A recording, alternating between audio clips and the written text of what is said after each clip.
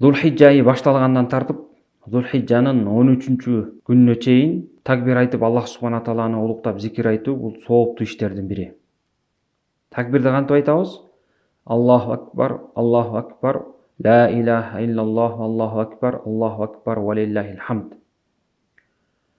Мына ушул зикирди айтып, Аллах субхана тааланы даңазалап, улуктап туруу жакшы сооптуу иштерден. Ушул зикир эки түрдүү айтылат.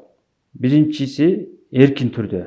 Мындайча айтканда, Зулхиджа айы башталгандан тартып, Зулхиджанын 13-чү күнү бүткөнгө чейин каалаган убакытта бассак турсак, үйдүн ичинде, короодо, көчөдө, машинеде болобузбу, кандай акыбалда болбосок, ушуну айтып жүрүү бул мустахаб, жакшы амалдардан. Пайгамбар саллаллаху алейхи вассаламдын эки сахабасы Ибн Умар жана Абу Хурайра Зулхиджа күндөрү көчөгө, базарга чыгышып, үйүндөрүн бийик кылып, ушул зикирди айтып жүрүшкөн. Аларды уккан элдер дагы ар ким өзүнчө, алар дагы үйүндөрүн бийик көтөрүп, ушундай такбирлерди айтышкан. Албетте бул унутулуп бараткан сүннөттөрдүн катарында. Ошондуктан ар бир адам колунан келишинче ушул зикирлерди айтып жүрүүсү жакшы иштерден. Бул биз жана жогоруда айтылган ошо такбир айтуунун, зикир айтуунун эркин түрү. Экинчиси такбирун мукайят дейт.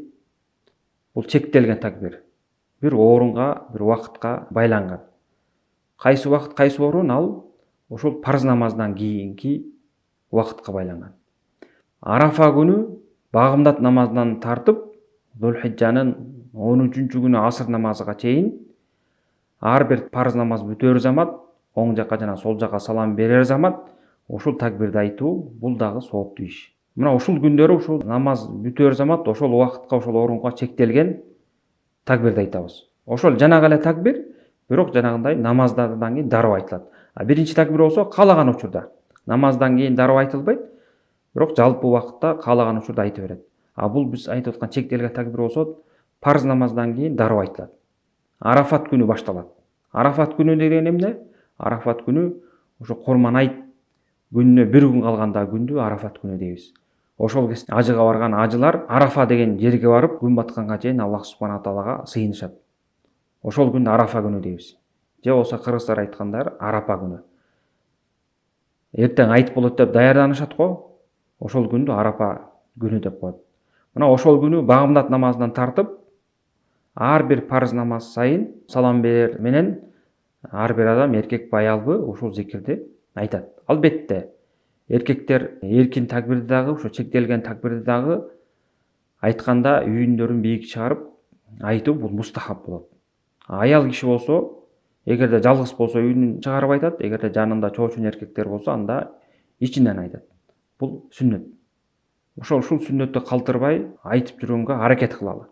Жана чектелген такбирдин убактысын айтып кеттик. Бул Арафат күнү башталат. Арафат күнү 9-чу күн, Зулхиджа айынын 9-у, 10-у, 11, 12, 13.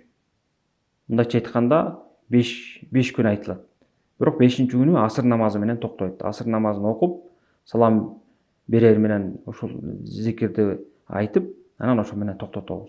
Дагы бир сере кайталап коеюн бул зикирди. Аллаху акбар, ла илаха иллаллах, Аллаху акбар, ва лиллахил хамд.